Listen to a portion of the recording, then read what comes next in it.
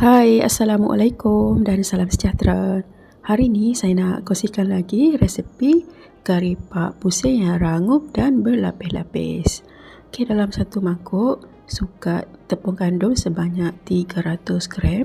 Kemudian panaskan 60 gram minyak masak bersama dengan 2 sudu besar margarin. Okey, masukkan ke dalam tepung tadi dan kita gaul dulu sehingga dia jadi butiran yang agak kasar. Kemudian bolehlah masukkan 125 ml air sejuk peti ais. Okey, air ni kita masukkan sedikit demi sedikit dan uli.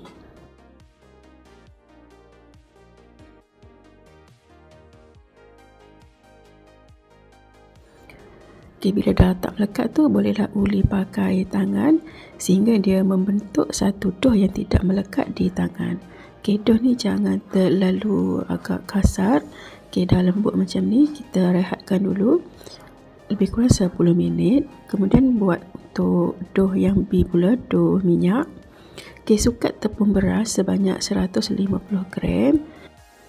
Masukkan 80 gram margarin dan juga 30 gram minyak masak. Okey, kedua bahan ni kita tak perlu cairkan, terus je masukkan ke dalam tepung beras tadi. Okey, macam biasa kita uli sehingga dia membentuk satu dough yang agak lembut.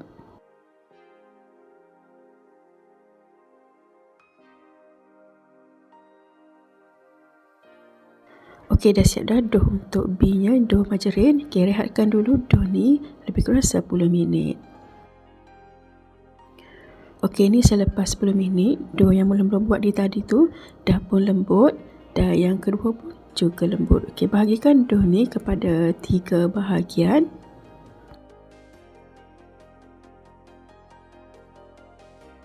Sama juga yang dough B margarin ni pun bahagikan kepada 3 bahagian yang sama rata. Kemudian kita bulat-bulatkan bagi semua dough tu rapi.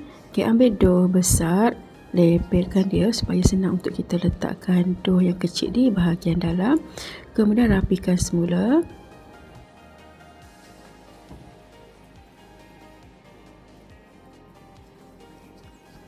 Ulang lagi langkah yang sama untuk dough yang seterusnya. Okey, letakkan bahagian dough kecil tu di bahagian dalam, kemudian kita rapikan semula. Sebelum tu saya dah pun uli untuk dough pelapis. Resepi dia sama macam yang dough besar tu. Okey, kita gerekkan bagi dia nipis, kemudian bahagikan kepada beberapa bahagian, kemudian ketepikan.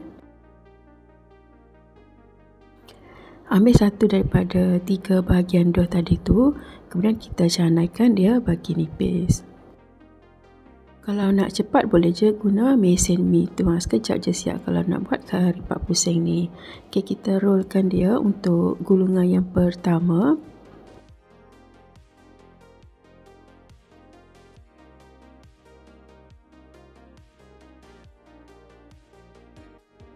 Kemudian ulang lagi langkah yang sama. Okey, kita gelek lagi sehingga rolling yang kedua ni dia jadi betul-betul nipis dan memanjang.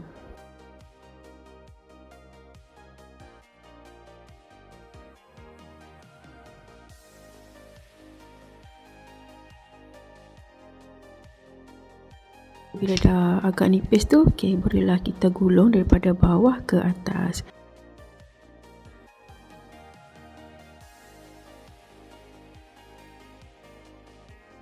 Okey, dah jadi dah dough untuk kari pak pusing. Bahagian hujung yang tak sama tu, okey, boleh je potong buang untuk dijadikan pelapis nanti.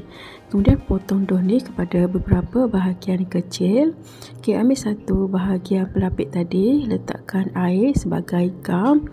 Kemudian letakkan dough yang kari pak pusing tadi dan kita canai dia bagi nipis.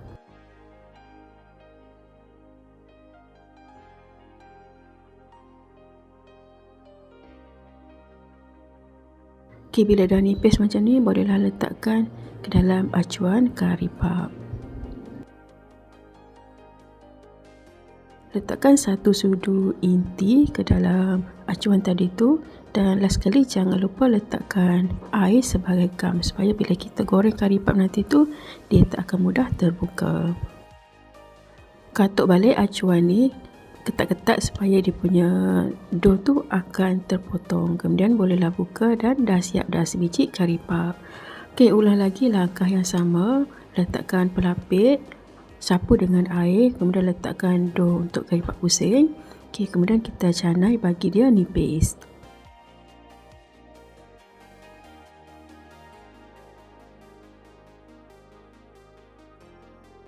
Bila dough dah nipis tu, bolehlah letakkan di atas acuan kari pak.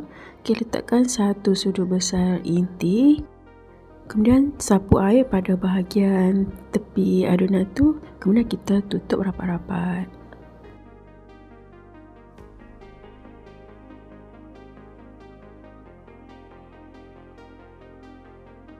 Sementara tu dah boleh panaskan minyak dalam kuali, minyak yang agak banyak. Kemudian bila minyak ni dah betul-betul panas, barulah start menggoreng. Letakkan dough kari pak tadi tu secara perlahan-lahan. Kemudian kita balikkan dia beberapa kali supaya semua bahagian tu akan masak merata. Bila dah kecoklatan tu, barulah angkat dan toskan minyak.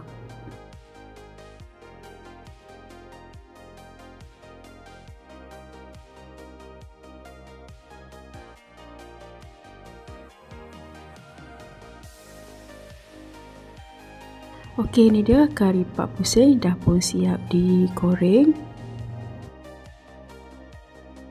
Boleh tengok sini dia punya lapisan tu berlapis-lapis dan yang pastinya dia sangat rangup dan sedap. Itu saja perkongsian pada kali ini. Semoga bermanfaat. Jangan lupa like dan subscribe. Thank you. Bye.